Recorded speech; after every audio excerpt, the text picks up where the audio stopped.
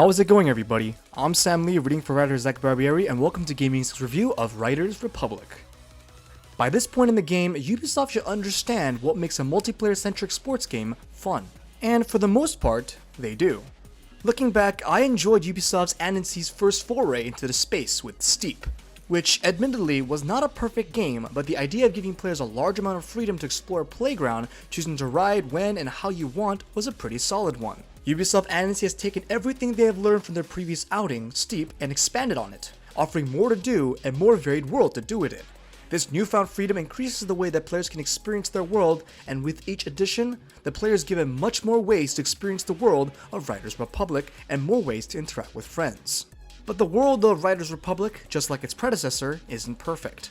Similar to how another Ubisoft game, The Crew 2, the game definitely looks back on what made its first game tick, so to speak. When it comes to this genre, it is hard to toe the line between extreme sports and arcade games. A space that used to be populated by a vast array of accessible games has given way to niche titles that cater to hardcore fans, the people that continue to come back. With that in mind, Riders Republic should open up the genre with its easy accessibility to get you riding, boarding, and more. Both it and its predecessor are light on story, which, if we're being honest, is the way the game should be. Looking back on The Crew, another Ubisoft game built on the idea of community, I remember loading that game up only to hit with some story about revenge and racing around the country to take down a crew that wronged you. My only response was, why? Everything I saw about the game revolved around the idea of teaming up with your friends and building a crew together. The story was not only generic, but it felt out of place. Thankfully, Steep and Riders Republic both learned their lessons, skipping the overblown storyline for one that simply walks you through the motions to get you on your way. Basically, the world, or Republic if you will, is filled to the brim with riders, who compete in extreme sports like mountain biking, snowboarding, skiing, and flying through the air with their wingsuits. And why do they do this, you might ask? Well, the same reason anybody does anything anymore, or at least the reason developers think anybody does anything, for the likes and follows. It is this almost narcissistic personality that permeates the early hours of the game. Your character is introduced to the area by a few characters, all of which are complete caricatures of what human beings actually are. Basically, they are a representation of what somebody who only watches Disney Channel original athletic movies might think a snowboarder acts like. The game opens up and allows you to completely forget all that nonsense should you finish the tutorial and jump into the main game. But in truth, it will always be present in both the radio that follows the character through the story and also the notifications when new events pop up. In truth, I could almost forgive the vapidness of all this if it wasn't steeped, pun intended, in the most generic usage.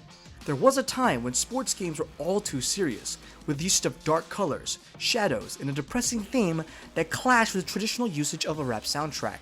Somewhere along the line, that changed to tons of bright colors, over-the-top flair, fun-loving, and social media-obsessed individuals.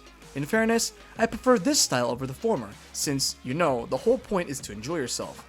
It's just that, now, the attitude has a verbatim cardboard cutout style that feels identical to everything that came before. This would almost be forgivable if, and this is the big thing, Ubisoft didn't have several games that if you played the dialogue from the NE with a blindfold on, you would not be able to tell the difference. I would have loved to see the game add something to the formula, something unique, something that gave Riders Republic an identity it could claim as its own. Sadly, it does not, which is a shame. Once the game does move into its blanket in favor of the freedom of exploration, the magic starts to kick in. There's something to be said about anything and everything happening at any given time. Biking a complex dirt course only to see a bunch of people go sailing overhead in a wingsuit race gives a fun and fresh feel to every event you join in. Same when you intersect with another group while carving the slopes or while dominating on the dirt. This comes with one big caveat, however, as most of the players are not real, with the game using big golden icons to indicate which are players in your session and which are shadows that are simply existing in it. In honesty, I was shocked by how few people seem to be in the worlds I played at any given time. The starting area is always packed with them, but outside, you only see scatterings of players. With a world as gigantic as it is, it makes the numbers seem low, but that's just me splitting hairs. Has anybody gone back recently and tried to play Crazy Taxi, the Sega title where you crazily drove around in a taxi? Well, if you have, while you might have fun, you'll probably think the soundtrack, which consisted solely of All I Want by The Offspring, stands as one of those things nostalgia simply can't compensate for. It is a repetitive song that contains maybe like 20 seconds of verses, with almost the rest of the song consisting of a mind-numbingly repetitive chorus. Well, you may very well ask, why am I talking about this here in a review of Riders Republic? The answer is, this game seemed to pull straight from the Crazy Taxi playbook, complete by lifting All I Want as one of the many songs in it. I feel like I should have liked the album, considering I grew up with all the songs, but somehow, given the context, they never worked for me. But some may argue that this is a minor issue, but since music is a major part of the experience, I would beg to differ. On the world map, the player is given the freedom to jump through the game's many songs, switching radio stations and songs at will. This made the experience more palatable, letting me pick the songs I enjoyed fully. I could even see a few slipping into my usual playlist. However, to the best of my understanding, certain races and events are based around certain songs. Now, I'm not even going to pretend I am great at these type of games, but I managed to have fun despite some gameplay issues we'll discuss later. That being said, I honestly never had issues running the same races again and again, trying to finally work out the course and how to traverse it. What I did have an issue with is starting the race to the same song again and again as I restart. Better yet, listening to the same repetitive hook that comes on over every loop reached the point that I eventually turned the music off. Honestly, that made the experience much more immersive, which was great, but I have never wanted to turn off music more than I have in this game. Voice acting also falls into the largely forgettable category, but it at least does a more serviceable job. Core characters show up from time to time to offer praise for hitting some major milestones or unlocking licensed events like the Red Bull challenges. I never felt they were bad, but as stated above, they felt more like generic representations of those they represent. Not that I really need to go over this again, but this would have been fine if it wasn't ripped from creating an arcade racer starter pack. At several points listening to the in-game radios, the DJ will come on for a brief moment. It gave me flashbacks of Striker for Burnout 3. I'm sure that wasn't even the first, but that is how far back my mind goes. The experience can't even qualify as nostalgic as it never really left. It just transformed into every single game that was released into the space. Characters that detail events basically serve the same end. You can interchange them between most games and end up relatively no worse for wear. The game world on its grandest scale actually looks very beautiful, but it could definitely use some polish when you get close to the ground. The first cutscene in the game offered a relatively good look at what I was expecting, as a large sign of directions was left unrendered. Throughout my experience, I had several issues both on the mountain, dirt roads, and more. Unlike the soundtrack, I was able to overlook these issues since exploration was done very well. One of the first items you'll get in the game is a rocket wing, a jetpack-like device that lets you zip from side to side of the map at a very quick pace. From up on high, you're able to catch the beautiful vistas and mountains you'll be racing along, and just enjoy the sheer scope of the game. Similarly, some animations are wonky, and others are just kind of bizarre. Since the game has microtransactions, emotes make an appearance, and some of them are more laughable than enjoyable to watch. Possibly, by this point, you probably think that I hate the game. However, that could not be further from the truth. That is perhaps a testament to the core gameplay that I can't enjoy so much of what the game tries to be, while still having fun racing around the map. Like everything else, the gameplay is not perfect, but it is where the game gets more right than wrong. And ultimately, the gameplay is going to be the driving force of your experience. Once you finish the entry tasks, you will not have everything unlocked, needing to complete multiple events before the others open up. The first thing that will open up is dirt biking, with snowboarding and skiing soon to follow. As the player continues competing in specific events, their level will rise, earning rewards, more gear, as well as more races to compete in. The best races in the game from my point of view were the ones that blended multiple events into a singular long test of endurance.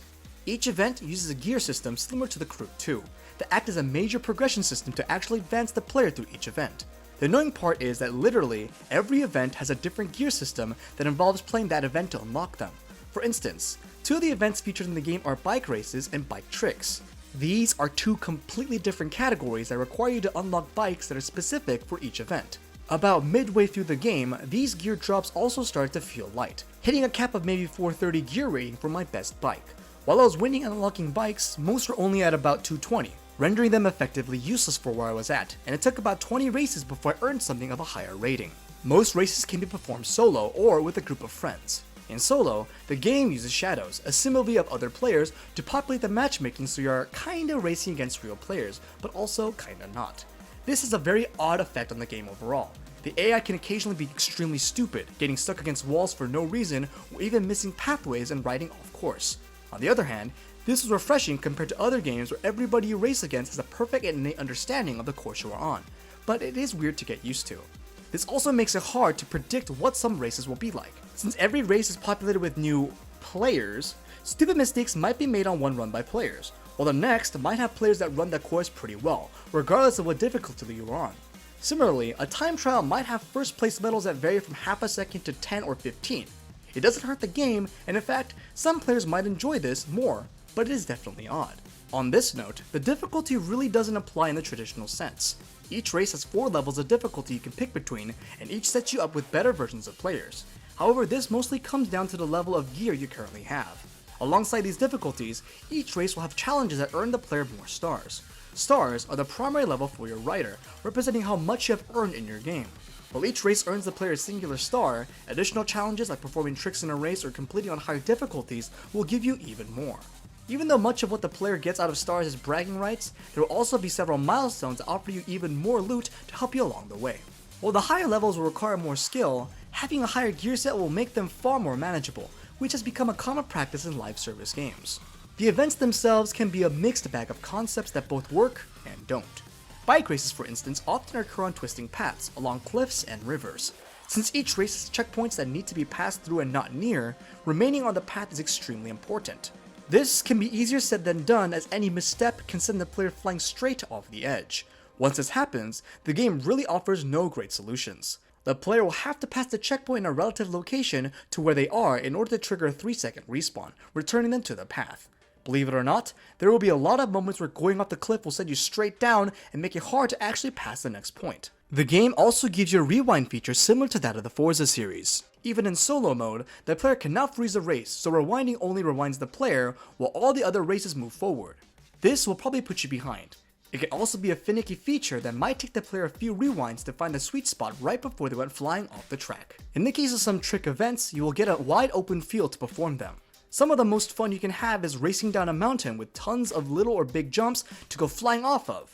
However, it is easy to lose any semblance of the area in which these events can take place. With no form of a map, you can often find yourself colliding into the event, which rewinds you backward.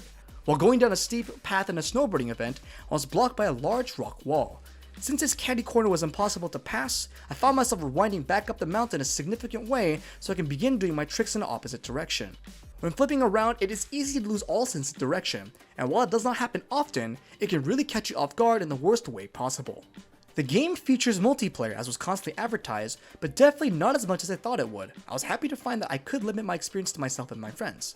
As stated above, most if not all of the events can be played solo, with a versus option if you're in a social group. There are several other types of events the player can take part in, such as free-for-alls, trick battles, and mass races. The game never forced me to take part in any of these, which was a big win. Most of the multiplayer games obviously played largely like their solo counterparts, just using real players with less wiggle room to rage quit. The event that really stands out, mostly due to how over the top it was the mass race. The mode sees a large number of players converge at some point on the map where the race will begin. Once it does, way too many players will race down pathways far too small for all of them to fit. In this race, one event would transfer into another. It was crazy, stupid, and honestly, I was never really good at it. But I kept jumping into them because they were so insane. Last but not least, if you want to do literally none of what is above, you could just wander around the map. There are plenty of things to do and many vistas to take in. You can also find relics that are hidden around the map. If you're feeling like a real challenge, there are also stunts that require very different skills than normal events. Some of them can feel a little too challenging, and most found a way to annoy me, but they are there if you want them. If none of these catch your fancy, then you can practice your skills or even create new courses that you and your friends can try out. There are a lot of different ways to get the most out of your experience in the Republic. Riders Republic managed to learn from its predecessor Steep where it counts, expanding the experience across multiple sports and regions. This manages to create a diverse experience that allows players to switch it up when one of the modes starts to drain them. With each sport having its own level tree, a large number of events to participate in, and gear to earn an upgrade, there's always a reason to jump in. If you want to play with friends, the game can offer even more. These manage to make the game fun despite the generic personality it exudes and the annoying soundtrack. The game has its many issues, but with a plan to continually update it, one can hope that like many Ubisoft games, it will grow better with age. I will definitely say it offers a fun time as it is, but it might not be for everybody. Gaming Instincts gives Riders Republic a score of 7.0 out of 10. And this concludes Gaming Instincts' review of Riders Republic. To see more videos and reviews like this in the future, make sure to subscribe. Thanks for watching, this has been Sam Lee, and until next time.